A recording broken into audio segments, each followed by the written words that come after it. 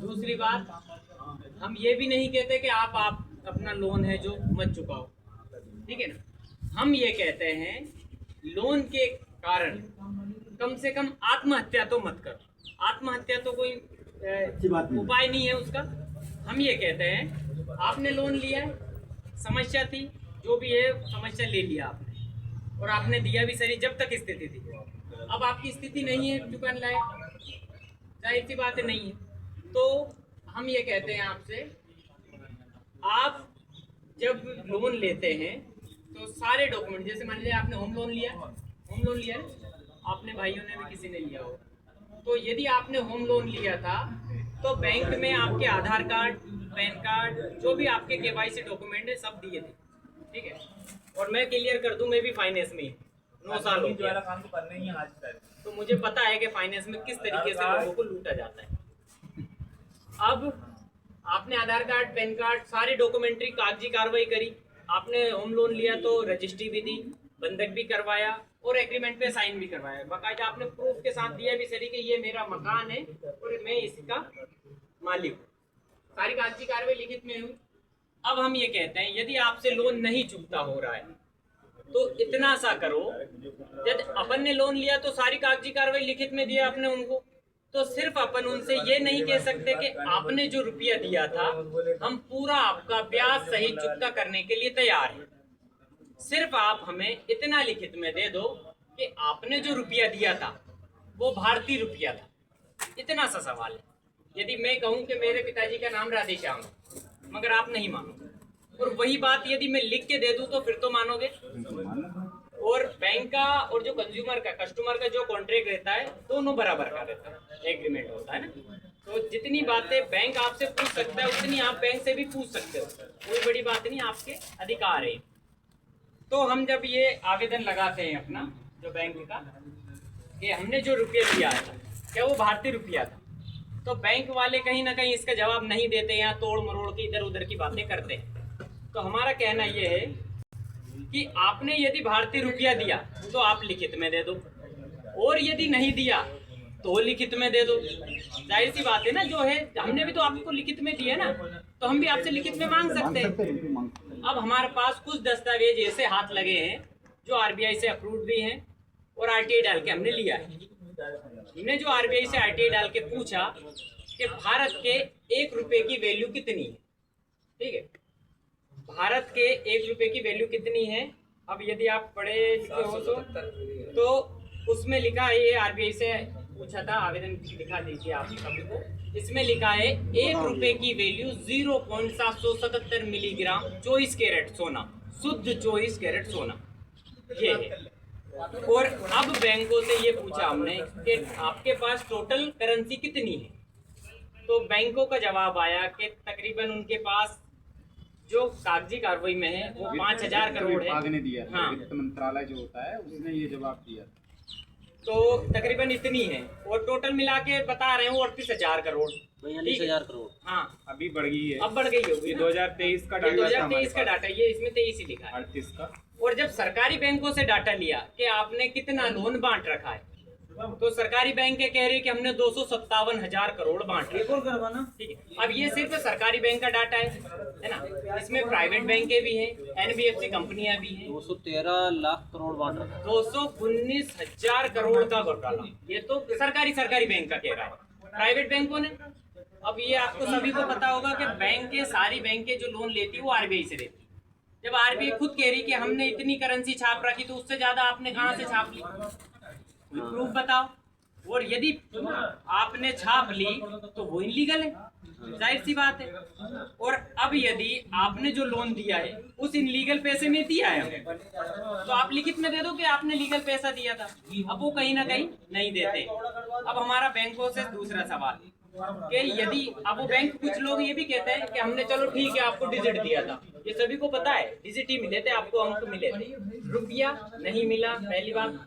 और जो वचन की पर्ची है जो लिखा है इस पे लीगल टेंडर है, इस पे लिखा है मैं धारक को 50 रुपया अदा करने का वचन देता हूँ, ये हमने तो नहीं लिखा, आपने भी नहीं लिखा।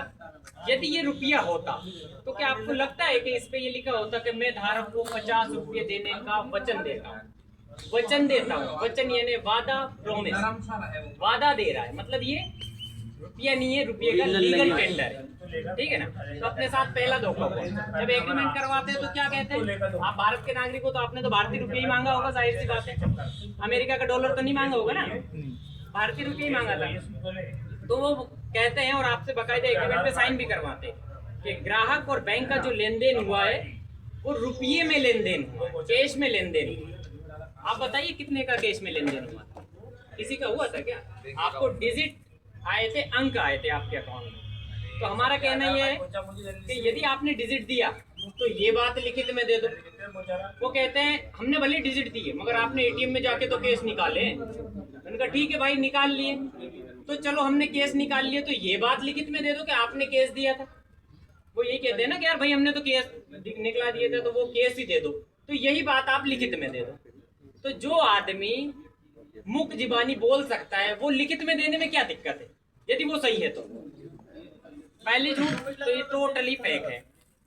अब हमारा बैंकों में जो हम आवेदन देते हैं उसमें ये लिखा रहता साफ साफ कि मैंने जो आपसे लोन लिया है वो पूरी तरीके से मैं ब्याज सही चुकाने के लिए तैयार हूँ, माफ नहीं करवाएंगे, अदा करेंगे, कानूनी रुपए से अदा करेंगे, क्योंकि भीख नहीं मांग रहे अपन किसी से, अदा करेंगे। अब हमारा 1 रुपया और बैंक का है तकरीबन 15 से 16 हजार, अबे के हिसाब से 15-16 हजार, 10,000। क्यों कि उस 1 रुपए की वैल्यू कितनी है, 0.777 मिलीग्राम सोना। अब उसको आप यदि सुनार के पास लेने जाओगे तो वो कितने में आएगा, कितने में, 10 से 15 हजार रुपए में आएगा। तो हमारे रुपए की वैल्यू हो गई 10 से 15 हजार रुपए।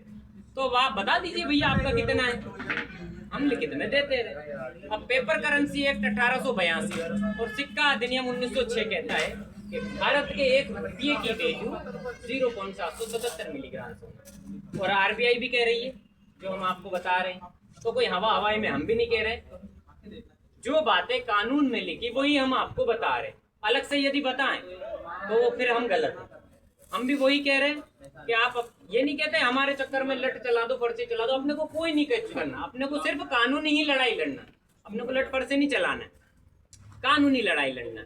अब आप दिमाग से सोचो, जो बैंक आपको मकान बनाने के लिए लोन दे दे, कार, ट्रैक्टर, गाड़ी, घोड़ा, दुनिया भर के लिए लोन दे देता है, क्या वो खुद की उतनी जगह जिसमें वो रह रहा है वो उतनी खरीद कर स्वयं की सेल्फ की करके ले नहीं सकता? बैंकें कितनी हैं जो मतलब खुद की जमीन पे, सारी किराए पे हैं, क्योंकि उनको पता है कि जिस दिन भारत की जनता जाग गई उस दिन अपने को बोरी बिस्तर लेके भागना पड़ेगा सीधी। आज नहीं तो कल, जब तक आप जागे नहीं तब तक, जिस दिन जाके उनको भागना तय।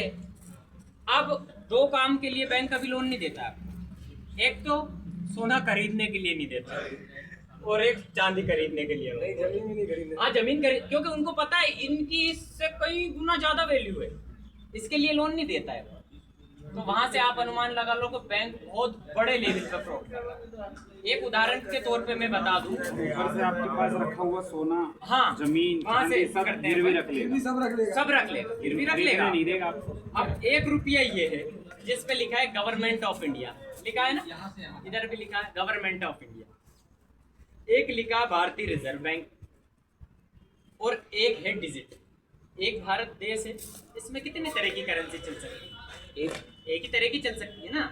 तो अब आप मुझे ये बता दीजिए जिस पे गवर्नमेंट ऑफ इंडिया लिखा हो, जो खुद को ही रिप्रेजेंट करता है कि मैं ही गवर्नमेंट का रुपया हूँ, और एक भारतीय रिजर्व बैंक लिख रहा है।